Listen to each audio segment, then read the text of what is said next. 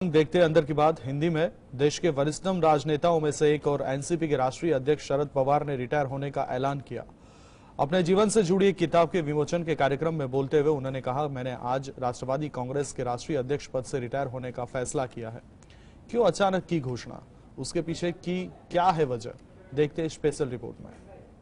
देश के वरिष्ठतम राजनेताओं में से एक और एनसीपी के राष्ट्रीय अध्यक्ष शरद पवार ने रिटायर होने का ऐलान किया है। अपने जीवन से जुड़ी किताब के विमोचन के कार्यक्रम में बोलते हुए उन्होंने कहा कि मैंने आज राष्ट्रवादी कांग्रेस के राष्ट्रीय अध्यक्ष पद से रिटायर होने का फैसला किया है।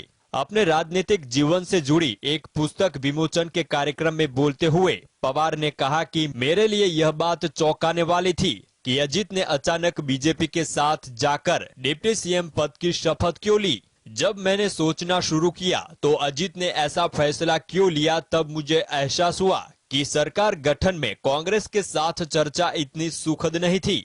उनके व्यवहार के कारण हमें हर रोज सरकार गठन पर चर्चा में दिक्कतों का सामना करना पड़ रहा था।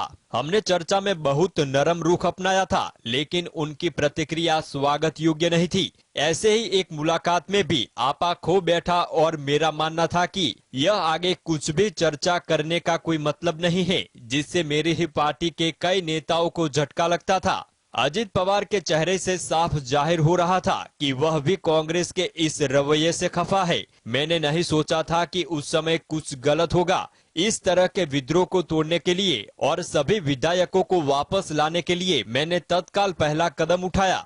उन्होंने कहा, वाईबी चौहान केंद्र में बैठकर बुलाई उस दौरान बैठक में 50 विधायक मौजूद रहे, इसीलिए हमें विश्वास हो गया कि इस बागी में कोई ताकत नहीं है।